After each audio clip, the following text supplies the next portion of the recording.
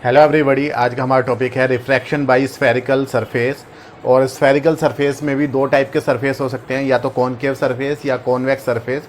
दोनों ही सरफेसेस के लिए जो फॉर्मूला आता है रिफ्रैक्शन का वो सेम आता है। इसलिए चाहे आप स्फेरिकल सरफेस अगर एग्ज़ाम में आए तो आप कॉनकेव सरफेस कर लें चाहे कॉन्वेक्स कर लें, दोनों में से कोई भी आप कर सकते हैं।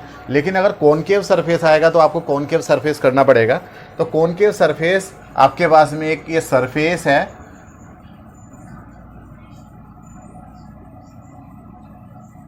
इस सरफेस का नाम है S P S dash.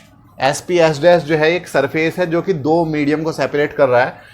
Left side में एक रेयरर मीडियम है और राइट साइड में एक डेंसर मीडियम है। तो ये दोनों मीडियम को सेपरेट करने वाला एस पी एस डैश एक कॉनकेव सरफेस है अगर हम लेफ्ट साइड से देखें तो, क्योंकि ऑब्जेक्ट जो है वो लेफ्ट साइड में रखा जाएगा। और जो रेयरर सरफेस है इसका रिफ्रैक्टिव इंडेक्स μ1 है, डेंसर सरफेस का रिफ्रैक्टिव इंडेक्स μ2 है विद रिस्पेक्ट टू एयर। ये एब्सोल्यूट रिफ्रैक्टिव इंडेक्स है, जो एयर के रिस्पेक्ट में होते हैं उसे हम एब्सोल्यूट रिफ्रैक्टिव इंडेक्स बोलते हैं। तो ये μ1 एंड μ2। और अगर हम P के परपेंडिकुलर एक लाइन ड्रॉ कर दें तो ये हो जाएगी प्रिंसिपल एक्सिस। तो ये हो गई आपकी प्रिंसिपल एक्सिस। इसी प्रिंसिपल एक्सिस के ऊपर अगर हम देखें तो कहीं ना कहीं सेंटर ऑफ कर्वेचर होगा। सेंटर ऑफ कर्वेचर का मतलब यह है कि अगर हम इस स्फीयर को पूरा बना दें तो उसका जो सेंटर होगा वो सेंटर ऑफ कर्वेचर होगा। और सेंटर ऑफ कर्वेचर से सरफेस को हम कहीं पर भी ज्वाइन करेंगे तो वो एक नॉर्मल की तरह बिहेव करेगा। तो मान लिया कि यहाँ पर कोई ऑब्जेक्ट है इस प्रिंसिपल एक्सिस के ऊपर, ऑब्जेक्ट का नाम है ओ से रेज चल रही हैं। तो ओ से एक रे चली है, ऑब्जेक्ट से आपको पता है सभी डायरेक्शन में रेज चलती हैं, तो एक रे चली है जिसका नाम है ओ से ए की तरफ जा रही है ये रे, और इस स्फेरिकल सरफेस पे ए पॉइंट पर स्ट्राइक कर रही है, ज्वाइन कर रही है। आप सी पॉइंट को ए से ज्वाइन करते हुए नॉर्मल ड्रॉ करेंगे यहाँ पर। तो ये हमने नॉर्मल ड्रॉ कर दिया सी से ए को ज्वाइन करते हुए, तो ये हो गया आपका नॉर्मल।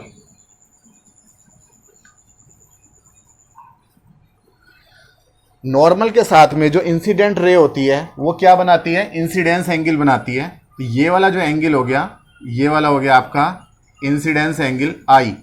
मैं थोड़ा बाहर की तरफ लिख रहा हूँ। ये वाला एंगल आपका हो गया इंसिडेंस एंगल, यहाँ से लेकर यहाँ तक का आई। अब ये रे क्योंकि आपको पता है रेयरर मीडियम से डेंसर मीडियम में जा रही है तो ये नॉर्मल की तरफ बेंड कर जाएगी। जाना तो था इसे सीधा इस रास्ते पर, लेकिन अब ये नॉर्मल की तरफ यानी ऊपर की तरफ थोड़ा सा बेंड कर जाएगी और रिफ्रैक्शन एंगल छोटा होगा। तो यहाँ जो ये रे है ये थोड़ी सी बेंड कर गई है इस डायरेक्शन में, और ये हो गई आपकी रिफ्रैक्टेड रे। लेकिन यहाँ पे अगर कोई एपरेटस रखा हुआ है या हम देख रहे हैं इस डेंसर मीडियम से देख रहे हैं तो हमें ये रे कहाँ से आती हुई महसूस होगी, ये पीछे हटाने पर पीछे से आती हुई महसूस होगी। अगर हम इसी डायरेक्शन में हम इसे पीछे की तरफ ड्रॉ करें तो ये आई पॉइंट से आती हुई महसूस होगी। इसका मतलब यह है कि ओ पॉइंट जो ऑब्जेक्ट है उसकी एक इमेज बन जाएगी, वर्चुअल इमेज बन जाएगी आई पॉइंट पर। ओ का मतलब ऑब्जेक्ट, आई का मतलब इमेज और सी का मतलब सेंटर ऑफ कर्वेचर। तो ये एंगल ऑब्जेक्ट जो प्रिंसिपल एक्सिस के साथ बना रहा है लेट, ये एंगल कितना है अल्फा, इमेज जो बना रही है वो है एंगल बीटा, और सेंटर ऑफ कर्वेचर जो बना रहा है ये वाला एंगल है मान लिया गामा। हम ए पॉइंट से एक परपेंडिकुलर नीचे की तरफ ड्रॉ कर देते हैं। मान लिया ए एम जो है ये परपेंडिकुलर है इस प्रिंसिपल एक्सिस के ऊपर, ए पॉइंट से ड्रॉ किया है, और इस पॉइंट की हाइट जो है प्रिंसिपल एक्सिस से वो मान लिया कितनी है, एच है। एच का मतलब हाइट। तो आप ये देखिए एम पॉइंट और पी पॉइंट बहुत ही एक दूसरे के नियर हैं, पास पास हैं। तो हम अप्रोक्सीमेशन में जब हम आगे सॉल्व करेंगे तो एम और पी को एक दूसरे के आसपास या कोइंसाइड मान लेंगे। तो पोल से लेकर ऑब्जेक्ट तक की जो डिस्टेंस होती है उसे हम यू से डिनोट करते हैं। तो ये हो गई आपकी यू, पोल से लेकर ऑब्जेक्ट तक की डिस्टेंस। पोल से लेकर इमेज तक की जो डिस्टेंस होती है वो वी होती है। पोल से लेकर सेंटर ऑफ कर्वेचर, ये सेंटर ऑफ कर्वेचर है, यहाँ तक की जो डिस्टेंस होती है उसे हम बोलते हैं रेडियस ऑफ कर्वेचर। तो ये आपकी रेडियस ऑफ कर्वेचर हो गई। अब हम इसे सॉल्व करेंगे आगे की तरफ। आप ये देखिए फिर से मैं थोड़ा सा आपको इस फिगर को क्लियर कर दूं। ओ से एक रे चली, इंसिडेंट रे है, ए पॉइंट पे स्ट्राइक की। ये वाला जो एंगल है ये वाला इंसिडेंट रे एंड नॉर्मल के बीच में, because normal centre of curvature से पास होने वाली कोई भी लाइन होगी वो स्फीयर के ऊपर नॉर्मल होगी, क्योंकि स्फीयर जो है अगर हम उसके सेंटर से कहीं पर भी उसे टच करते हुए, उसके किसी सरफेस को टच करते हुए लाइन खींचते हैं तो वहाँ पर वो टेंजेंट के ऊपर नॉर्मल की तरह बिहेव करती है। ये एंगल 90 डिग्री होता है हमेशा। तो ये इसलिए ये सी को ए से ज्वाइन करती हुई जो लाइन है ये नॉर्मल है, और नॉर्मल के साथ में ये वाला एंगल इंसिडेंस एंगल आई हो गया। इसी तरीके से ये जो रिफ्रैक्टेड रे है नॉर्मल के साथ में कितना एंगल बना रही है, रिफ्रैक्शन एंगल आर हो गया। और अगर आप देखें दो लाइंस जब एक दूसरे को इंटरसेक्ट करती है, अगर ये वाला एंगल आर है तो इसके अपोजिट डायरेक्शन में क्या होगा, आर एंगल होगा। वर्टिकली अपोजिट एंगल्स होते हैं, तो ये वाला एंगल छोटा सा जो एंगल है ये वाला, ये भी कितना होगा, आर होगा। तो ट्रायंगल ए ओ सी में देखेंगे, in triangle A O C gamma जो है वो एक्सटीरियर एंगल है। ट्रायंगल ए ओ सी कैसे बन रहा है, मैं थोड़ा सा दोबारा से आपको ड्रॉ करके दिखा दूं। यहाँ पर ये ए ओ सी इस डायरेक्शन में है कि ये पॉइंट था आपका ओ, ये ए और ये सी। तो ये वाला एक्सटीरियर एंगल है गामा, ये वाला जो एक्सटीरियर एंगल है ये गामा। दोबारा से फिगर ड्रॉ कर रहा हूँ, ये अल्फा ये वाला, और ये वाला आई ये वाला। तो इस ट्रायंगल में आप देखिए गामा एक्सटीरियर एंगल है, तो गामा इज इक्वल टू होगा अल्फा प्लस आई के। Exterior angle sum of to interior angles के इक्वल होता है। गामा इज एक्सटीरियर एंगल, इसलिए गामा इज इक्वल टू होगा अल्फा प्लस आई के, यानी कि आई इज इक्वल टू हो जाएगा gamma minus alpha. This is equation number 1। इसी तरह से अगर हम दूसरा ट्रायंगल देखें ए आई सी, ये भी इसी तरीके का ट्रायंगल है। इन ट्रायंगल ए आई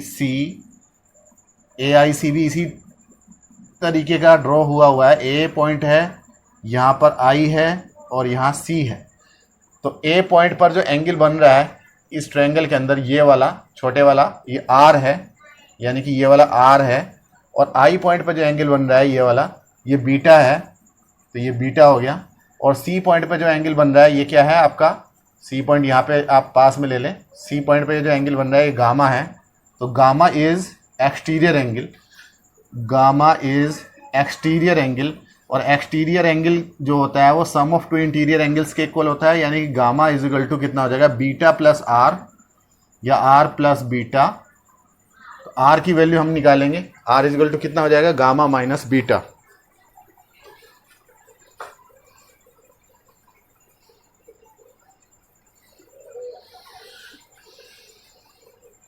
तो r is equal to gamma minus beta. This is equation number 2। तो हम equation number 1 and equation number 2 से स्नेल्स लॉ लगाएंगे। तो by equation number 1 and 2 using Snell's law, और स्नेल्स लॉ क्या है, साइन आई और upon sine r is equal to होता है 1 म्यू 2। 1 म्यू 2 का मतलब refractive index of second medium with respect to first medium, और 1 म्यू 2 को हम म्यू 2 अपॉन म्यू 1 लिख सकते हैं, जहां म्यू 2 क्या है, absolute refractive index of second medium या डेंसर मीडियम। यानी कि अगर ग्लास का ये सरफेस है तो इस ग्लास का रिफ्रैक्टिव इंडेक्स म्यू 2 है, और म्यू 1 क्या है, ये जो लेफ्ट साइड में अगर मान लिया वाटर है तो उस वाटर का refractive index with respect to air है, तो ये म्यू 2 अपॉन म्यू 1 लिख लेंगे। और अगर ये एयर ही है लेफ्ट साइड में तो म्यू 1 की वैल्यू कितनी हो जाएगी, 1, क्योंकि एयर का खुद की रिस्पेक्ट में रिफ्रैक्टिव इंडेक्स कितना हो जाएगा, 1। कुल मिला के यहाँ पर sine i upon sine r is equal to होता है 1 म्यू 2, यानी कि सेकंड मीडियम का refractive index with respect to first medium, उसे हम लिख सकते हैं म्यू 2 अपॉन म्यू 1। हम इन दोनों की क्रॉस मल्टीप्लाई कर लेंगे, mu 1 into sine i, mu 1 sine i is equal to mu 2 sine r, ये आ जाएगा आपके पास में। अब आप देखो फॉर स्मॉल एंगल, छोटा एंगल है अगर ये कौन, आई एंड आर, हम साइन आई को अप्रोक्सीमेटली इक्वल टू रख सकते हैं आई के, ये अप्रोक्सीमेशन का साइन है, लगभग लगभग इक्वल मान सकते हैं आई के, एंड साइन आर को हम अप्रोक्सीमेटली इक्वल टू मान सकते हैं आर के, यानी कि हम साइन हटा सकते हैं इन दोनों जगहों पे से। ऐसा इसलिए है क्योंकि छोटे एंगल के लिए साइन थीटा थीटा के इक्वल होता है, जैसे साइन 0 0 के इक्वल होता है, लेकिन आप ये कहेंगे साइन 5 डिग्री 5 के इक्वल नहीं होता, क्योंकि वहाँ पे वो डिग्री में है, 5 डिग्री में है। अगर हम उसे रेडियन में चेंज कर लें तो वो पॉइंट में आएगा, बहुत ही छोटा आएगा, रेडियन आएगा। 5 डिग्री को रेडियन में कन्वर्ट कर सकते हैं आप, और तब उसकी वैल्यू को देखेंगे तो साइन का उस रेडियन की वैल्यू उतनी ही आएगी जितना कि वो रेडियन की खुद मतलब एंगल होगा। तो यानी साइन थीटा थीटा के इक्वल होता है अगर एंगल को हम रेडियंस में मेजर कर रहे हैं तो यहाँ पे एंगल रेडियन में मेजर हो रहा है, तो sine i is equal to i, sine r is equal to r हम इसमें पुट कर देंगे, इक्वेशन नंबर 3 में पुट कर देंगे। तो आपको क्या मिल जाएगा, μ1 into i is equal to μ2 into r. I and r की ये जो वैल्यूज़ हैं, आई की एंड आर की, इक्वेशन नंबर 1 एंड 2 से पुट कर देंगे। From 1 and 2 substituting values of i and are,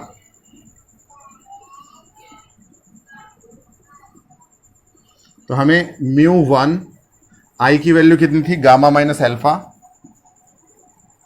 is equal to μ2 into gamma minus beta.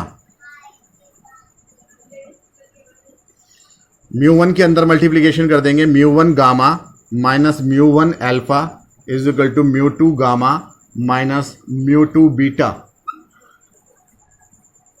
μ2 beta को हम लेफ्ट साइड में लेके आएंगे और μ1 गामा को हम राइट साइड में लेके जाएंगे, तो ये इधर आके प्लस का हो जाएगा, μ2 beta minus μ1 alpha is equal to μ2 minus μ1 into gamma. This is equation number 4। तो यहाँ तक आप इसे पहले नोट कर लें, फिर हम इसे आगे सॉल्व करते हैं, इसका स्क्रीनशॉट ले लें और फिर हम इसे रफ कर रहे हैं।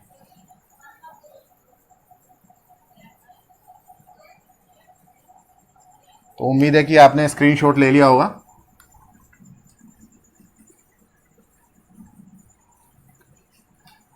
तो जिस तरीके से छोटे एंगल के लिए साइन थीटा थीटा के इक्वल होता है, साइन आई आई के इक्वल होता है, साइन आर आर के इक्वल होता है, उसी तरह से छोटे एंगल के लिए अल्फा टेन अल्फा के इक्वल मान सकते हैं, या टेन अल्फा को अल्फा के इक्वल मान सकते हैं, बीटा को टेन बीटा के इक्वल और गामा को टेन गामा के इक्वल। तो फॉर स्मॉल एंगल्स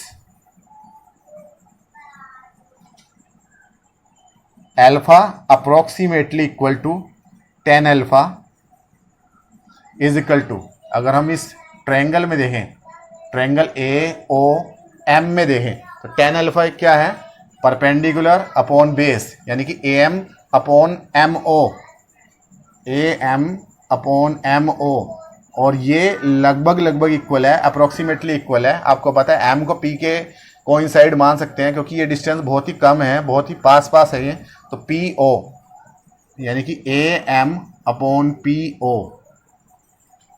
इसी तरीके से beta is equal to approximately equal to tan beta, और tan beta is equal to क्या हो जाएगा, परपेंडिकुलर अपॉन बेस। अब क्यू आर बेस की वैल्यू एम से लेकर आई तक रहेगी, तो a M upon m i approximately equal to A m i की वैल्यू पी आई के इक्वल हो सकती है क्योंकि दोनों कोइंसाइड कर रहे हैं। इसी तरह से gamma approximately equal to tan gamma, और tan gamma is equal to क्या हो जाएगा, परपेंडिकुलर अपॉन बेस। इस छोटे ट्रायंगल में देखेंगे ए सी एम में, तो ये हो जाएगा ए एम परपेंडिकुलर और एम सी बेस, तो ये approximately equal to A M upon M C की जगह पी सी। तो ये सभी वैल्यूज हम इक्वेशन नंबर 4 में सब्सटीट्यूट कर देंगे। तो जब हम सब्सटीट्यूट करेंगे 4 में तो हमें क्या रिजल्ट्स मिलेंगे,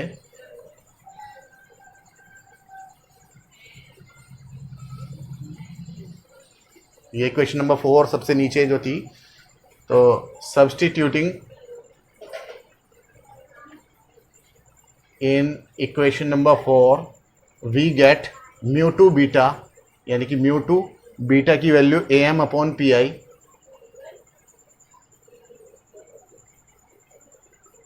minus mu one alpha, alpha की value AM upon p o is equal to mu two minus mu one, और गामा की value AM upon p c. तो आप देखिए AM AM AM सब जगह से कैंसिल आउट हो रहा है, लेकिन अगर हम इनकी वैल्यूज रखें PI PO एंड PC की, तो हम इनको साइन के साथ रखेंगे। साइन क्या है कि जो भी जो पोल होता है, पोल से लेफ्ट साइड की जो डिस्टेंसेस होती हैं, ये P फॉर पोल है, पोल से लेफ्ट साइड की डिस्टेंसेस नेगेटिव होती हैं, यानी जिस तरफ ऑब्जेक्ट रखा हुआ होता है उस तरफ की डिस्टेंसेस नेगेटिव होती हैं, और दूसरी तरफ की डिस्टेंसेस हमेशा पॉजिटिव ली जाती हैं।